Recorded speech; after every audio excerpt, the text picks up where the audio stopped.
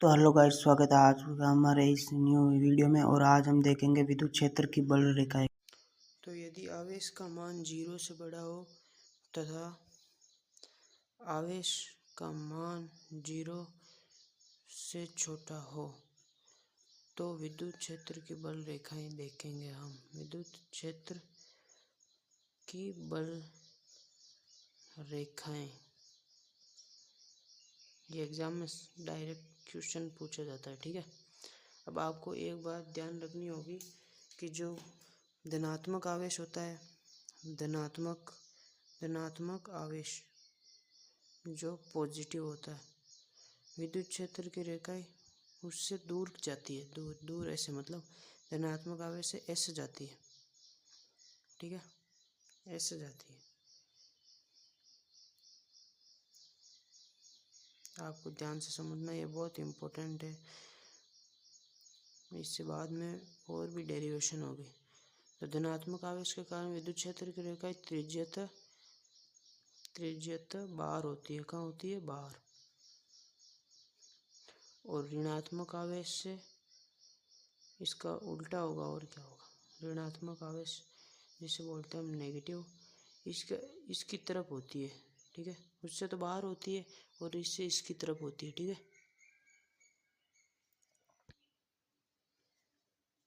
ऐसे।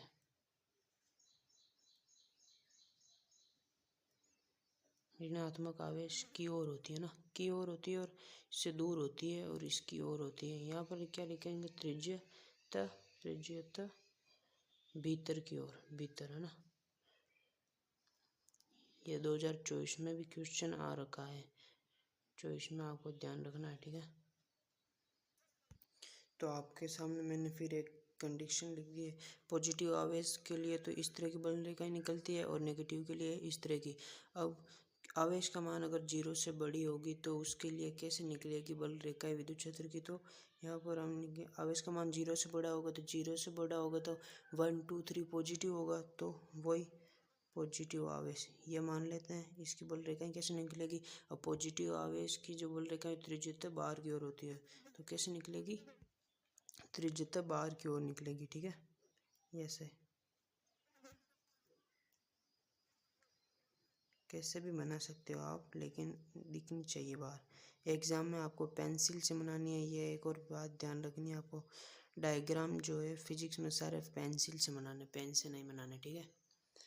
और second condition क्या है कि 0 से छोटी, सेकंड कंडीशन है अपनी कि 0 से छोटा होना चाहिए आवेश का मान। तो 0 से छोटा के लिए -1 -2 -3 होगा, तो मतलब माइनस ऋणात्मक चल रहा है। ऋणात्मक की जो बल रेखाएं होती है वो भीतर की ओर होती है, तो ठीक है।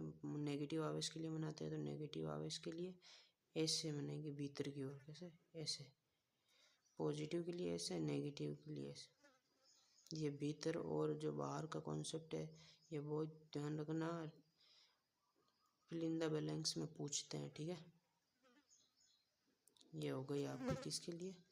0 से बड़े के लिए ये, और 0 से छोटे आवेश के लिए ये, ठीक है, ध्यान में रखना। अब हम देखेंगे विपरीत आवेश युग्म की बल रेखाएं। तो युग्म का मतलब क्या होता है? आपको पता होगा कि युग्म का मतलब होता है जोड़ा, विपरीत का मतलब होता है अलग अलग, ठीक है, अलग अलग होता है। और आवेश का मतलब होता है पॉजिटिव और नेगेटिव, दोनों आवेश में आते हैं, पॉजिटिव और नेगेटिव, ठीक है।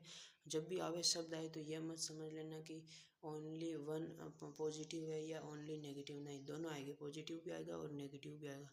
और जहाँ पे टर्म एंड कंडीशन अप्लाई होगी वहाँ पे पॉजिटिव या नेगेटिव अलग अलग होंगे, वो ध्यान में रखना आपको, ठीक है। तो यहाँ पर विपरीत आवेश युग्म की बल, विपरीत यानी अलग अलग, आवेश यानी पॉजिटिव नेगेटिव, और युग्म यानी जोड़ा होगा पॉजिटिव नेगेटिव। मतलब विपरीत, एक पॉजिटिव आवेश होगा आपके पास, जैसे ये पॉजिटिव आवेश एक, और एक नेगेटिव आवेश होगा आपके साथ, ठीक है। अब इसकी बल रेखाएं बनानी है आपको। एग्जाम में ऐसे पूछेगा कि विपरीत आवेश युग्म की बल रेखाएं बनाइए, ठीक है। तो जैसा कि हमने पढ़ रखा कि धनात्मक आवेश से त्रिज्यता बाहर की ओर निकलती है बल रेखाएं, और ऋणात्मक से अंदर की ओर आती है। यहाँ पे भी अपन ने देखा कि बाहर निकल रही है धनात्मक आवेश से, और ऋणात्मक से बाहर आ रही है। तो यहाँ पर भी यही सीन होगा कि धनात्मक से तो बाहर निकलेगी ऐसे, और ऋणात्मक से अंदर आएगी, है ना। ऋणात्मक से अंदर आएगी, ठीक है। लेकिन यहाँ पे एक सीन क्या होगा कि जब ये बाहर निकलेगी, ये तो यहाँ से तो बाहर निकल जाएगी यहाँ से तो, लेकिन ये इधर जाके अंदर आ जाए, इसके अंदर आ जाएगी ऋणात्मक आवेश के, ऐसे। तो इससे तो बाहर जाती हुई होगी और इस आवेश के लिए अंदर आती हुई होगी, ठीक है। ये सिस्टम चलेगा यहाँ पे ना। तो यहाँ से भी, इससे भी बाहर जा, पॉजिटिव आवेश से तो बाहर निकली, लेकिन नेगेटिव के लिए अंदर आ गई। फिर यहाँ से पॉजिटिव के लिए तो बाहर निकल गई, ये पॉजिटिव के लिए बाहर निकली और नेगेटिव के लिए अंदर आ गई। फिर यहाँ से पॉजिटिव के लिए बाहर निकल गई, ये नेगेटिव के लिए अंदर आ गई। ऐसे बहुत सारी होगी ऐसे, ठीक है। और ये ऐसे अंदर आती जाएगी, ठीक है। ये आपको ध्यान में रखना है, ऐसे बनेगी इसकी बल रेखाएं। मतलब पॉजिटिव से तो आपको निकालना है और हाँ, और नेगेटिव से आपको अंदर लेना है। तो ये विपरीत आवेश युग्म की बल रेखाएं, आपको ये डायग्राम अच्छे से बनाना है। पेंसिल से एग्जाम में बहुत पूछते हैं, बहुत ध्यान में रखना है, ठीक है। अब हम बनाएंगे आगे समान आवेश युग्म की बल रेखाएं, ठीक है। अब हम देखेंगे समान आवेश युग्म की बल रेखाएं, ठीक है। समान आवेश युग्म की बल रेखाएं, ठीक है। तो समान आवेश युग्म की बल रेखाएं कैसे बनेगी? समान मतलब एक समान, ठीक है। समान मतलब एक समान, कैसे? समान यानी एक की तरह का, मतलब या तो पॉजिटिव पॉजिटिव या नेगेटिव नेगेटिव, ठीक है। आवेश मतलब आपको पता ही होगा, या तो पॉजिटिव आएगा या नेगेटिव आएगा, ठीक है। और युग्म मतलब आपको पता है जोड़ा आएगा, जो कि पॉजिटिव माइनस में से होगा। लेकिन आपको समान आवेश युग्म की बोला है, तो समान यानी पहले पॉजिटिव पॉजिटिव लेंगे अपन, फिर नेगेटिव नेगेटिव लेंगे। थोड़ी बबरिंग हो रही है, 2 मिनट वेट करें, ठीक है। ठीक है, अभी सही है अपना। अब हम देखेंगे समान आवेश युग्म की बल रेखाएं। तो समान आवेश, पहले पॉजिटिव आवेश लिख लो आप। पॉजिटिव पॉजिटिव के लिए बना लेते पहले अपन। ये पॉजिटिव लिख लिया, एक ये लिख लिया अपन पॉजिटिव, ठीक है।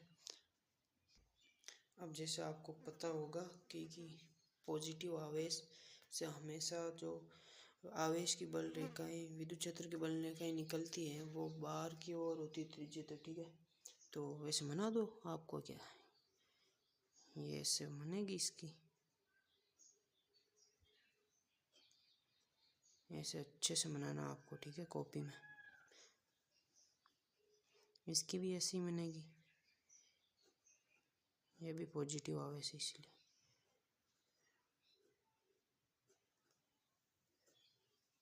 और एक बात इनमें ध्यान रखना जो चीज़ है वो, कि यहाँ पर इनका उदासीन बिंदु होता है, उदासीन बिंदु, ठीक है। एग्जाम में पूछ लेते हैं कि दो समान आवेश युग्म के बीच में कौन सा बिंदु पाया जाता है, तो उदासीन बिंदु पाया जाता है, ठीक है। अब हम बनाएंगे नेगेटिव नेगेटिव आवेश के लिए, ये नेगेटिव, ये भी नेगेटिव आवेश, ठीक है।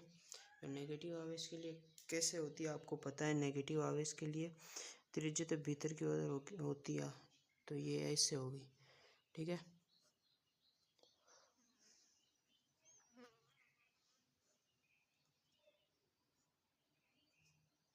आपको भी बनानी है मेरे साथ साथ।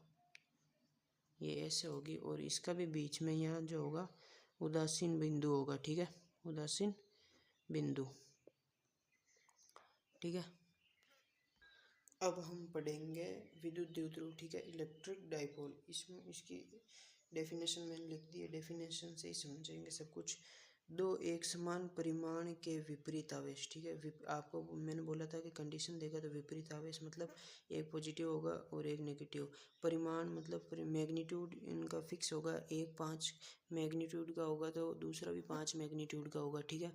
तो परिमाण दो एक समान विपरीत आवेश, परिमाण के विपरीत आवेश जिनके मध्य दूरी अति सूक्ष्म मतलब न के बराबर होगी, विद्युत द्विध्रुव कहलाते हैं, और इसे P से प्रदर्शित करते हैं। अब जब मैं यहाँ पे डायग्राम बनाऊंगा तो आप बोलोगे कि इसमें दूरी तो बहुत दिखा रखी है आपने, और परिभाषा में लिख रखा है कि दूरी अति सूक्ष्म होती है, तो वो आपको डायग्राम से समझाने के लिए दूरी बनाई जाती है। बाकी वास्तव में दूरी इनके बीच में होती नहीं, कुछ रख भी नहीं सकते इनके बीच में ना।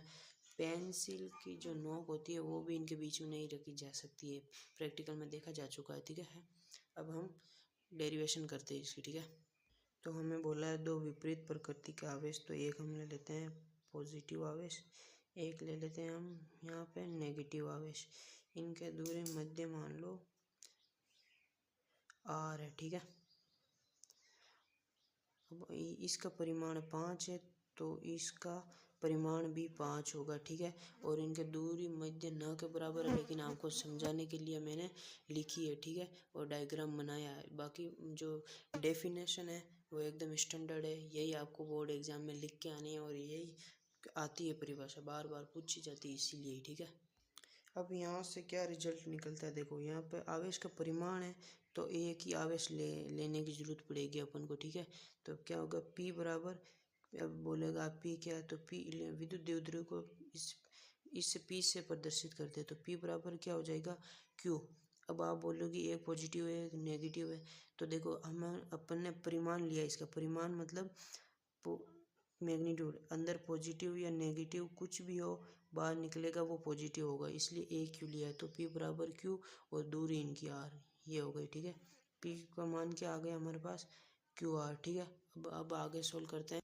अब आगे फिर से एक डायग्राम बनाएंगे, फिर से ये पॉजिटिव आवेश ये नेगेटिव आवेश, ठीक है। अब इनके बीच में जो दूरी देते हैं वापिस एक दूरी देंगे, ये पूरी दूरी तो आपको अपन ने इसको R मान रखा है, ठीक है, पूरी दूरी प्लस से लेके माइनस तक, लेकिन बीच में ये जो बीच का सेंटर भी होगा, यहाँ से पॉजिटिव की दूरी है, पॉजिटिव आवेश की दूरी A और यहाँ तक, और यहाँ से फिर वापस नेगेटिव आवेश इसकी भी दूरी होगी A, क्योंकि समान परिमाण के समान दूरी पर है, और ठीक है।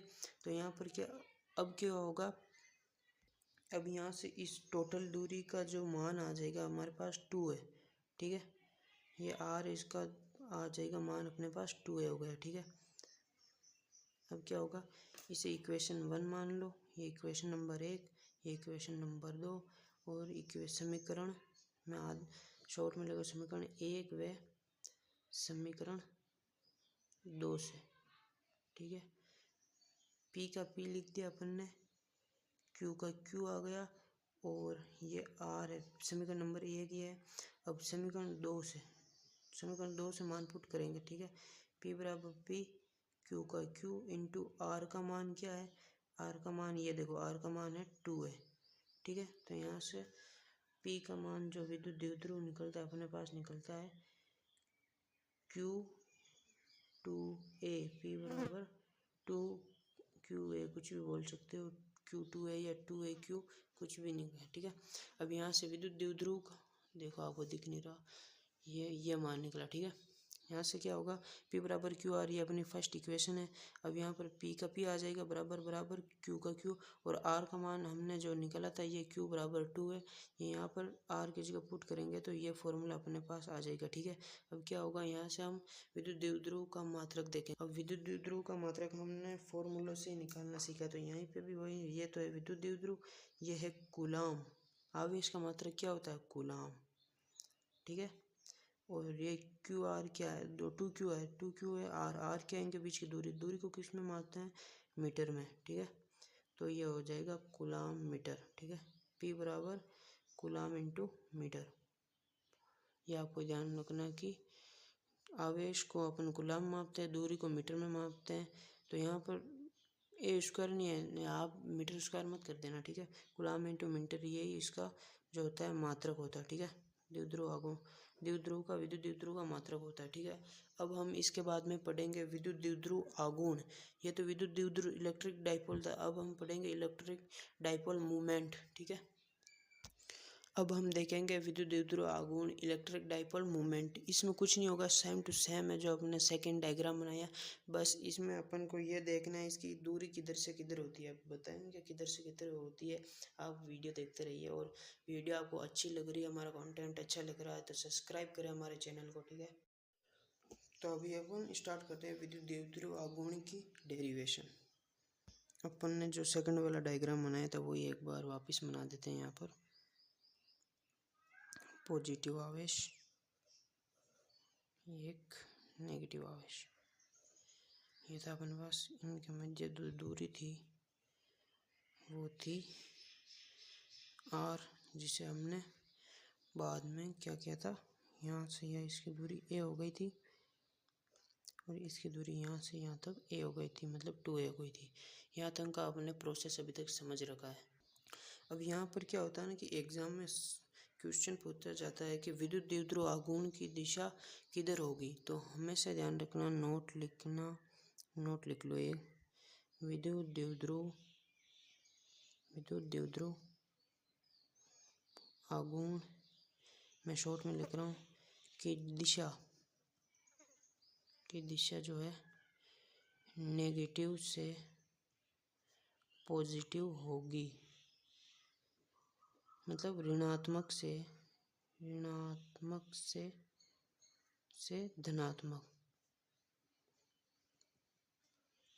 धनात्मक होगी। ठीक है, धनात्मक होगी। ठीक है, मतलब इस डायग्राम में आपको पूछा जाए कि विद्युत द्विध्रुव आघूर्ण की दिशा कहाँ से कहाँ होगी, तो आप बोलोगे कि नेगेटिव से पॉजिटिव होगी, इधर ये होगी इसकी दिशा। और विद्युत द्विध्रुव आघूर्ण या सिंपल विद्युत द्विध्रुव को किस से दर्शाते हैं, तो वो है P से। और तो इसकी दिशा हो जाएगी इस तरफ। ये आप बोलोगे अब P के ऊपर आपने ऐसा एरो क्यों लिखा है, तो यहाँ पर नोट और लिखो कि विद्युत द्विध्रुव जो होता है वो एक सदिश राशि होती है। क्या होती है? सदिश राशि होती है, सदिश। ठीक है, सदिश राशि होती है, सदिश राशि है इसलिए। अब सदिश राशि है तो इसकी विमा भी होगी, तो वो भी लिख लो। विमा होती है इसकी